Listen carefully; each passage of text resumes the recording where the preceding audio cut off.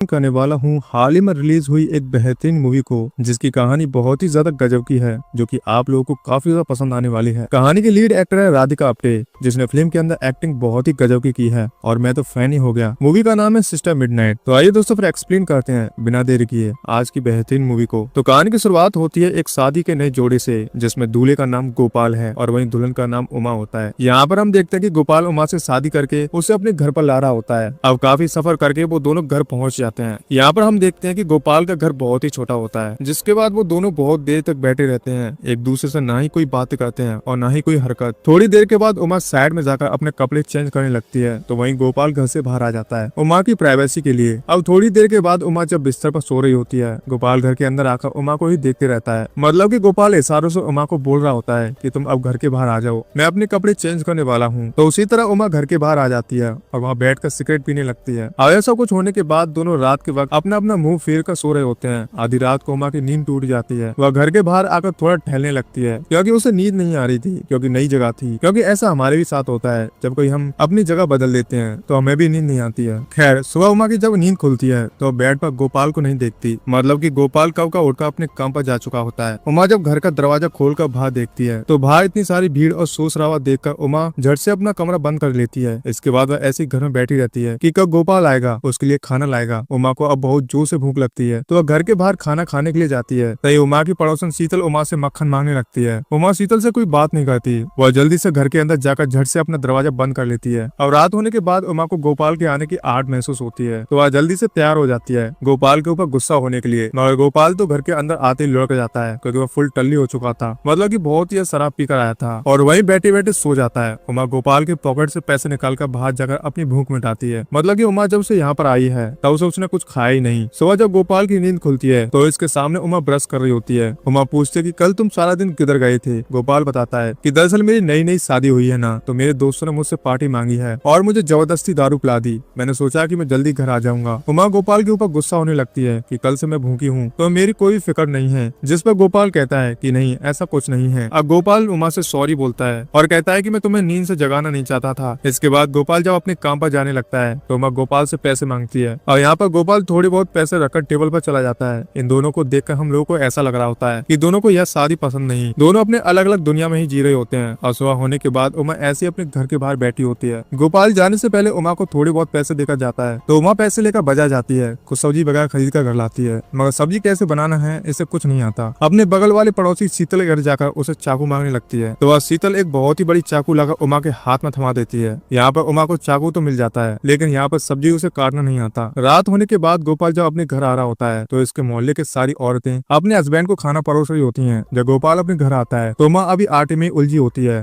गोपाल को बोलती है कि यह खाना बनाना मेरे बस की बात नहीं। थोड़ी देर के बाद गोपाल बाहर से खाना लाता है, तब दोनों खाना खाते हैं। जब सोने की बारी आती है तो उमा जल्दी से अपने कपड़े उतार कर बिस्तर पर लेट जाती है और अपना हाथ आगे करके गोपाल को बुलाती है। मगर यहाँ गोपाल उमा को शेक हैंड देकर चुपचाप सो जाता है। सुबह होने के बाद उमा अब तक सारे पैसे खर्च कर चुकी होती है। गोपाल इसे डांटने लगता है, लेकिन उमा उल्टा ही गोपाल को डांटने लगती है कि मुझे घर चलाना नहीं आता। तो गोपाल उमा को एक टाइम टेबल बनाकर देता है कि किस दिन कितना पैसा खर्च करना है, कौन सी सब्जी बनानी है, कितनी दाल चावल बनाने हैं। इसके बाद में उमा शीतल के पास जाकर थोड़ा बहुत खाना बनाना सीख लेती है। शाम होने के बाद उमा जब खाना बनाकर गोपाल को परोसती है तो खाना खाने के बाद गोपाल उमा की बहुत ही तारीफ करने लगता है। खाना खाने के बाद दोनों एक दूसरे के चेहरे को ही देखते रहते हैं और उनके पास बात करने के लिए कोई शब्द नहीं होते। थोड़ी देर के बाद दोनों बाहर आकर सिगरेट पीते हैं और सुबह होने के बाद गोपाल बहुत ही ज्यादा उल्टी करने लगता है और आज संडे होता है। तो उमा गोपाल को बोलती है कि शादी को हुए इतने दिन हो गए, मगर अब तक तुमने मुझे एक भी दिन बाहर घुमाने के लिए नहीं लेकर गए। गोपाल बोलता है कि तुम फिक्र मत करो, कुछ ही दिनों के बाद एक शादी है, हम वहाँ पर चलेंगे। उमा बोलती है कि मैं इतने दिनों तक इंतजार नहीं कर सकती, तो मुझे आज की आज घुमाने ले चलो। अब बेचारा गोपाल उमा को लेकर किसी जगह पर घुमाने के लिए ले जाता है और यहाँ पर हैरान की बात यह है कि गोपाल और उमा 13 घंटों का सफर करके किसी बीच के पास आते हैं। थोड़ा बहुत बीच पर घूमने के बाद दोनों बस स्टॉप पर आकर बस का इंतजार करने लगते हैं कि अगली बस कब आएगी,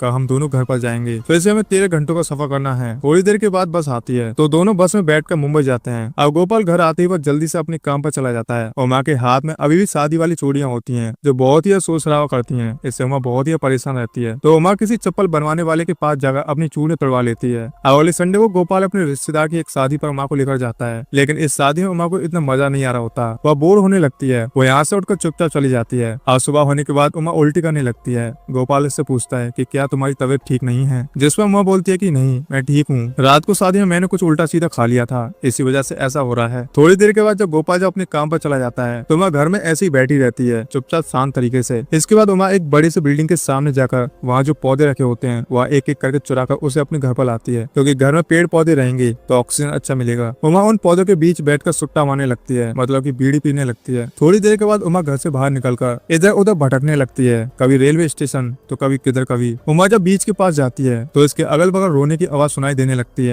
उमा इन लोगों के रोना ना देखते हुए किसी कंपनी पर आकर बैठ जाती है। यहाँ के किसी शख्स से काम मांगने लगती है। वो आदमी बोलता है कि तुम साफ सफाई का काम कर सकती हो ना। उमा बोलती है कि हाँ, मैं तो सफाई की देवी हूँ, मैं यहाँ काम कर सकती हूँ। इस तरह से उमा रात भर यहीं पर रुककर सारे ऑफिस की अच्छे से साफ सफाई करती है। सारा काम खत्म होने के बाद उमा बाल्टी और झाड़ू को अपने साथ लेकर घर जाने लगती है। वहीं पर वॉचमैन भी होता है, उसका भी ड्यूटी का टाइम खत्म हो चुका होता है, तो वह भी साइकिल के जरिए अपने घर जा रहा होता है। उमा से पूछता है कि तुम्हारा घर कहाँ पर है, चलो मैं तुम्हें थोड़ी दूर ड्रॉप कर देता हूँ। इस तरह से वह सिक्योरिटी गार्ड उमा को अपने साइकिल पर बैठा कर ले जाने लगता है। इस ऑफिस से उमा का घर 4 घंटे की दूरी पर होता है। सुबह होने के बाद उमा शीतल से मुलाकात करती है, दोनों इधर उधर घूमने लगती हैं। शाम होने के बाद उमा फिर से बाल्टी झाड़ू लेकर अपने काम पर जाने लगती है। और सुबह होने के बाद उमा शीतल दोनों बैठकर गपशप मारने लगती हैं, बातें करने लगती हैं। गपशप के दौरान शीतल उमा से गोपाल के बारे में पूछती है तो मालूम चलता है कि दोनों एक ही गाँव के हैं, बचपन में दोनों साथ ही रहे, इसलिए उनके घर वालों ने उनकी शादी कर दी। बातों के दौरान शीतल कहती है कि उमा तुम दिन पर दिन पतली होती जा रही हो। उमा बोलती है कि अरे बस मेरा पेट खराब है। इसलिए उसी रात उमा अपने काम पर जा रही होती है तो इस रास्ते के बीच कुछ ट्रांसजेंडर नजर आते हैं। उन्हीं में से एक उमा से पूछता है कि यह चिकनी कौन सी क्रीम लगाती है जो चांद जैसी गोरी है। उमा इसका कोई जवाब नहीं देती, चुपचाप यहाँ से भाग निकलती है। इस ऑफिस का बॉस मुझे ऑब्जर्व करता है कि उमा की तबीयत सही नहीं है, इसे जबरदस्ती हॉस्पिटल ले जाता है। मतलब यह शख्स उमा की केयरिंग करता रहता है। डॉक्टर उमा की चेकअप करके बताता है कि इसे कुछ नहीं हुआ, बस थोड़ा सा बुखार है, मैं दवाइयाँ लिख देता हूँ, इसे ले लेना या ठीक हो जाएगी। सो होने के बाद उमा घर आती है और शीतल से मिलने के लिए जाती है। शीतल बोलती है कि तू अपने आदमी के पास जा, मैं कुछ दिनों के लिए अपने गाँव जा रही हूँ,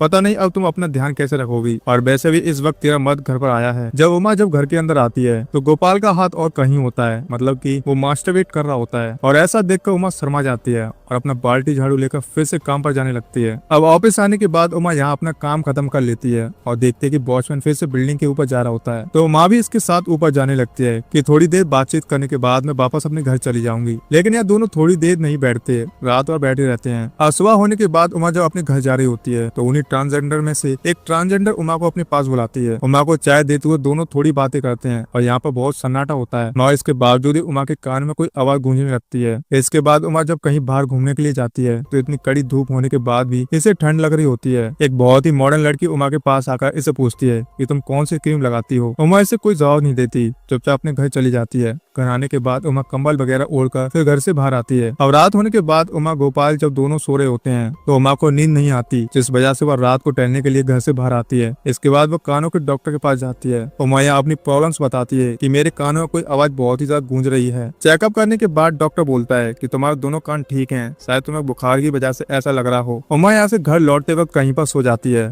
सुबह होने के बाद जब धूप इसके ऊपर पड़ती है तब इसकी नींद खुलती है, वह घर वापस लौटती है। उमा जब घर आती है तो गोपाल इसे थोड़ा खाना खाने के लिए देता है। उमा बोलती है कि मुझे भूख नहीं है, मेरे पेट में अभी भी गड़बड़ चल रही है। गोपाल बोलता है कि उमा मैंने तुम्हें कभी खाते हुए नहीं देखा। उमा इसका कोई जवाब नहीं देती। रात होने के बाद दोनों घर के बाहर आकर सिगरेट पीने लगते हैं। थोड़ी देर के बाद उमा बहुत ही जोर से चिल्लाने लगती है, अरे बहन। गोपाल पूछता है क्या हुआ, तुम ठीक तो हो ना। उमा बोलती है कि बादल उस तारे को निकल गया। गोपाल बोलता है तुम्हारी तबीयत ठीक नहीं है, चलो मैं तुम्हें डॉक्टर के पास ले चलता हूँ। लेकिन उमा नहीं मानती। अगली रात उमा ऑफिस जाकर अपना साफ सफाई का काम करती है। काम करते करते उमा खुद ही नीचे गिर जाती है। जब उसे होश आता है तो उठकर खुद अपने घर आने लगती है। वहीं झाड़ू बाल्टी लेकर रास्ते के दौरान उमा को एक बकरी का बच्चा नजर आता है, तो पता नहीं उमा को क्या हो जाता है, इसे मार कर इसका खून पीने लगती है। बाद में इस बकरी के बच्चे को सॉरी बोलकर उसे कूड़ेदान में फेंक देती है। घर आने पर उमा गोपाल को एक जोर से किस करके सो जाती है। आज सुबह होने के बाद उमा फुल कवर वगैरह ओढ़कर उसी जगह पर जाकर बकरे के बच्चे का खून देखने लगती है, क्योंकि कल रात इसने एक बकरी के बच्चे को मारा था। उसी शाम उमा घर पर आकर गोपाल का बचा हुआ खाना खाने लगती है, लेकिन खाना खाने के तुरंत बाद ही उमा उल्टी करने लगती है। उमा को कुछ भी समझ नहीं आता कि आखिरकार मेरे साथ ऐसा क्या हो रहा है, मैं ऐसा क्यों बर्ताव कर रही हूँ। तभी उमा एक झाड़ी में घुसकर एक परिंदे को पकड़कर उसका खून पीने लगती है। परिंदे के मरने के बाद उमा इस परिंदे को घर लाकर इसे कपड़े में लपेटकर एक डिब्बे में रख देती है और इस डिब्बे को खटिया के नीचे छुपा देती है। अब उमा ऐसा ही करने लगती है। कुछ चिड़िया परिंदा को पकड़कर उसे मारकर उसका खून पीती है और सॉरी बोलकर उसकी बॉडी को अपने घर लाती है, कपड़े में लपेटकर डिब्बे में रख देती है। कुछ दिनों के बाद गोपाल उमा को बोलता है कि उमा घर में कोई बदबू तुम्हें नहीं आ रही, कोई सड़ी हुई सामान का। उमा बोलती है अरे गोपाल ये शहर की बदबू है, ऐसे ही आ रही होगी, तुम काम पर जाओ। अब गोपाल के काम पर जाने के बाद उमा के साथ कुछ अजीब सी घटनाएं पेश आने लगती हैं।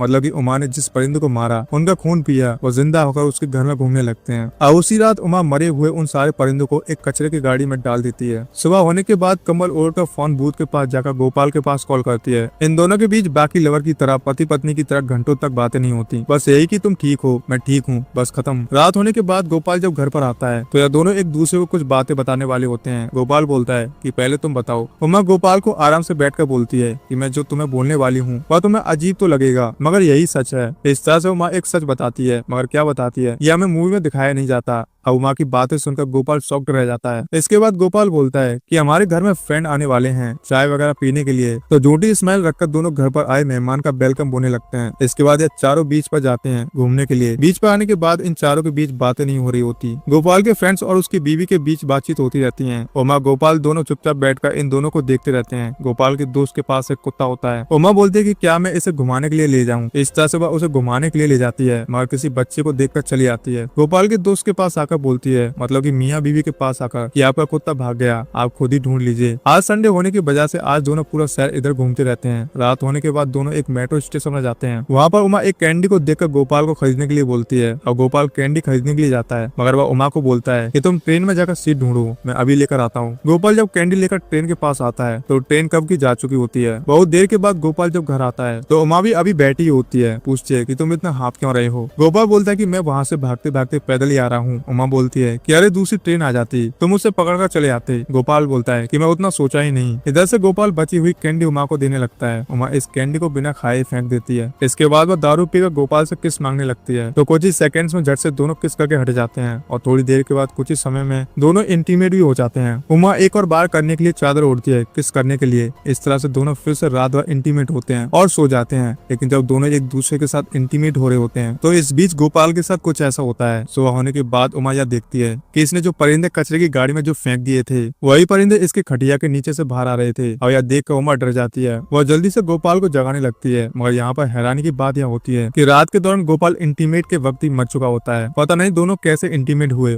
उमा अब तक इसी लाश के साथ सोई हुई है। इसे समझ नहीं आ रहा होता है कि अब मैं क्या करूँ। अब ऐसे ही 3-4 दिन गुजरने के बाद वह वॉचमैन उमा के घर आता है उसका हालचाल पूछने के लिए, मगर उमा अपने घर का दरवाजा ही नहीं खोलती। या वॉचमैन गोपाल की फ्रेंड की पत्नी से जाकर पूछता है यह दोनों नजर नहीं आ रहे हैं, तो वह बोलती है कि दोनों कई दिनों से नजर नहीं आ रही, उमा और ना ही गोपाल। अब कुछ दिन गुजरने के बाद उमा गोपाल की लाश को किसी जगह पर बैठा देती है और उसी तरह इसे फूलों से सजा देती है। इसके आसपास दिए जला देती है। इसके गले में लाइटों का हारी पहना देती है। और दिन पर दिन तो गोपाल की लाश सड़ने लगती है और उसी तरह उमा भी अपने घर से बाहर नहीं जाती। इसके बाद एक रात काफी सारी बकरियां उमा के पास आकर चिल्लाने लगती हैं। उमा बहुत ही मुश्किल से इन सारी बकरियों को अपने घर से बाहर लाकर किसी जगह पर ले जाने लगती है। तभी उमा यह देखती है कि मेरे घर के दरवाजे पर डैन करके लिखा हुआ है। इसके बाद उमा जब वापस अपने घर पर आ रही होती है तो गोपाल के फ्रेंड की पत्नी इसके पीछे पीछे आकर इसके घर के अंदर आती है। घर के अंदर गोपाल की लाश को देखकर इसके पैर तले से जमीन खिसक जाती है। उमा इससे बोलती है कि तू सोच भी नहीं सकती कि मैं कितनी प्यासी हूँ। इतना बोलती इसे जान से खत्म कर देती है। थोड़ी देर के बाद उमा यह ऑब्जर्व करती है कि इसकी पड़ोसी शीतल गाँव से वापस आ चुकी है। उमा अपने घर की दीवारों से बात करने लगती है। शीतल जब गाँव से वापस आई तो उसने मोहल्ले के लोगों से यह सुना कि इस घर में डैन रहती है। यह सुनकर उमा हंसने लगती है और शीतल से एक छोटी सी मदद मांगती है कि मुझे एक बड़ा सा आरा चाहिए। इस तरह से उमा आरा मांगकर उस औरत के छोटे छोटे टुकड़े करने लगती है। आधी रात को उसके टुकड़े को किसी एरिया में ले जाकर कहीं डाल देती है और इसी एरिया में कुछ बकरियां होती हैं जिसे उमा ने कुछ दिनों पहले छोड़ा था। तो वह सारी बकरियां लाश को खाने लगती हैं। अब अगले दिन उमा उस ट्रांसजेंडर से मिलकर उससे भी एक मदद मांगती है। बदले में आई ट्रांसजेंडर इससे पूछता है कि पहले तुम मुझे ये बताओ कि तुम्हारी खूबसूरती का राज क्या है, तभी मैं तुम्हारी मदद करूंगी। उमा बोलती है तो बहुत ही कठिन रास्ता है, तुम इस बारे में ना ही पूछो तो बेहतर है, मगर तुमने मुझसे पूछ ही लिया है तो मैं तुम्हें बाद में बताऊंगी। इसके बाद वह ट्रांसजेंडर किसी ट्रक ड्राइवर के पास जाकर उससे बात करने लगती है। दरअसल उमा गोपाल की लाश को लेकर कहीं पर जाने लगती है तो ले जाने के लिए इसी ट्रक ड्राइवर से बात कर रही होती है। वो ट्रक ड्राइवर उमा को किसी जगह पर लाकर ड्रॉप करता है कि मैं तुम्हें यहीं तक ला सकता हूँ, इससे आगे मैं तुम्हें नहीं ले जा सकता, आगे तुम देख लो। इसके बाद उमा गोपाल की लाश को किसी सुनसान जगह पर लाकर उसे जला देती है। सुबह होने के बाद भी उमा अभी तक यहीं पर बैठी रहती है। इसके बाद एक अघोरा यहाँ आकर गोपाल की जो लाश थी उसकी राख होती है उसे लेकर अपनी बॉडी पर लगाने लगता है। थोड़ी राख उमा के चेहरे पर भी लगा देता है। अब बची हुई राख उमा अपने पास रख लेती है। उमा उस राख को लेकर पैदल ही वापस जा रही होती है। तभी से चक्कर आते हैं और वह वहीं पर गिर जाती है। थोड़ी देर के बाद उमा को जब होश आता है तो वह देखती है कि मैं किसी औरत के आश्रम पर हूँ, मतलब कि किसी लेडी के मंग के पास होती है। वह लेडी उमा को थोड़ा खाना देकर बोलती है कि हम लोग जानवर नहीं खाते, हम लोगों के पास यही है। उमा इन लोगों से रिक्वेस्ट करती है कि कि क्या मैं रात होने तक यहाँ रुक सकती हूँ। इस पर एक लेडी मंक बोलती है कि जब तक आपका मन चाहे तब तक आप यहाँ रह सकती हो। इस तरह से उमा अब यहीं पर रहने लगती है। नीचे गिरने की वजह से उमा की नाक टूट चुकी होती है। एक मंक इसकी नाक की मलहम पट्टी करती है। इसके बाद एक चिड़िया उमा के पास मंडराने लगती है तो उमा इस चिड़िया को पकड़कर खा लेती है। इसके बाद वो यहीं के फोन से शीतल के पास कॉल करके बोलती है कि मैं मुंबई वापस आ रही हूँ, मुझे तुमसे थोड़ी मदद चाहिए। इस तरह से अब उमा रात होने के बाद वापस मुंबई आने लगती है। तो उमा यह देखती है कि मोहल्ले के लोग हाथ में आग लेकर मेरे घर के बाहर खड़े हैं। जब मोहल्ले के लोग उमा का घर का दरवाजा खोलते हैं तो काफी सारी चिड़िया उसके घर से बाहर आती हैं। जब उमा यहाँ से भागने वाली होती है तभी एक पुलिस वाला और एक पंडित उमा को घेर लेते हैं। जब पंडित गंगा जल लेकर उमा के ऊपर छिड़कने वाला होता है तभी पीछे वाली पोल से चिंगारी आने लगती है। इस चीज को देखकर पंडित और पुलिस दोनों उमा के पैरों के नीचे गिर जाते हैं। अब मौके का फायदा उठाकर उमा यहाँ से भागने लगती है और रास्ते के दौरान हम लोगों को यह बातें मालूम चलती हैं कि दूसरी गली में बिजली मिस्त्री वाले क्रेन का काम कर रहे होते हैं। शॉर्ट सर्किट हुआ होता है उमा के पास, तभी उमा को कुछ लोग किडनैप कर लेते हैं और